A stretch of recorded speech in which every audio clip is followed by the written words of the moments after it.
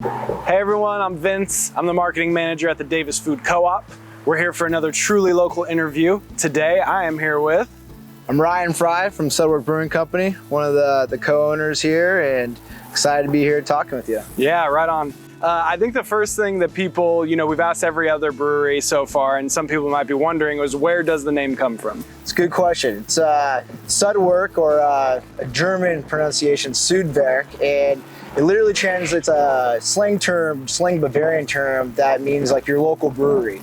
But the literal translation from German to English, Sud is south, Werk is factory, so it means southern factory. All the factories in the south of Bavaria were typically breweries, and so it became slang for kind of your local brewery. So that's where the name comes from.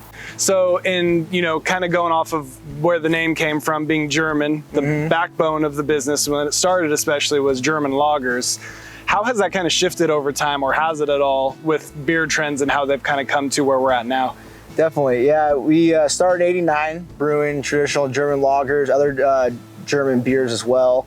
And most of the beer drank in the world is a lager style beer, so that trend's still very much alive. But with the craft beer emergence over the last couple of decades, you've seen IPA really stand out. And so when we got into the brewery in the early 2000s, we saw a good opportunity that no one was really concentrating on lager style beers. And that was a style that we really enjoyed, and we really only had imports or kind of more your macro beer. So we thought there'd be a great opportunity in the craft beer market is to make a real good local lager. So we had the foundation already here at the brewery, and so we worked with some UC Davis alumni and other UC Davis professors and stuff, try to really dial in our beer quality and really focus on trying to make really good lagers, dial in our original recipes and make sure the beers that we always made were good, and then use that as the foundation to come up with some maybe newer styles or styles that more embrace some of the trends, especially with like hops. So we started making some hoppy lagers.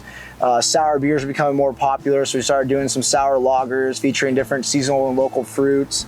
And so we're really trying to showcase what lagers can be outside of your macro import lagers. So in being a local brewery, what inspiration have you taken from the region, like any local flavors or just anything locally that inspires the beers that you make?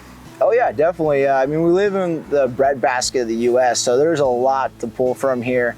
Everything from, you can start with basic ingredients like, barley or malted barley, and a lot of that's grown here around Davis. And then there's actually a great malting house called Admiral Malting that on Alameda that you harvest a lot of the barley from this region and then we'll malt it. They have old traditional floor malting in there.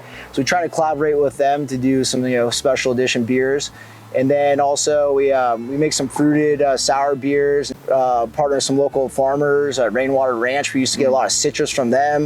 We grow our own hops right over here, and so we're able to have the Yule Gold hop, which is a strand native to here. And we're able to harvest that every end of summer, beginning of fall, and create a fresh hop beer. But every time we have the option to be able to pull something from the local region, really try to do that, utilize it, and highlight it in our beers. Yeah, that's as local as it gets, right? Yeah, like exactly. Having the hops on premises, and be able to pull right from there. That's cool. We're lucky. Davis has one of the best brewing programs in the world, and a lot of those brewers go back to their hometowns or other regions throughout the U.S. or worldwide, and they bring that expertise and knowledge and that quality of beer making to those areas. So most of the beers you like drinking probably have some kind of influence from UC Davis, if not a brewer there making the beer from UC Davis. So I've noticed that you guys have done a lot of collaborations, which is really awesome to see. What can you say what do you enjoy about those experiences collaborating with outside businesses? And is there one in particular that you have a favorite of, or one that you're maybe working on now? Yeah, it's a great question. The collaborations are a lot of fun. I think it gets us outside of our brewery to really embrace as much of the community as possible. And we're always looking for the opportunity from the smallest collaboration on to brewing with a bigger brewery. So I would say we definitely have a favorite. I think UC Davis is one of our favorites. We collaborate with them to make a Gunrock hazy IPA, and that's been a great collaboration. Is working with their alumni and their professors, their students. We do an iron brew competition with UC Davis, and a bunch of breweries participate in that as well, where all the undergrad students brew beer and they enter in a competition, and then the winner gets to come and scale their brew up at our brew house here.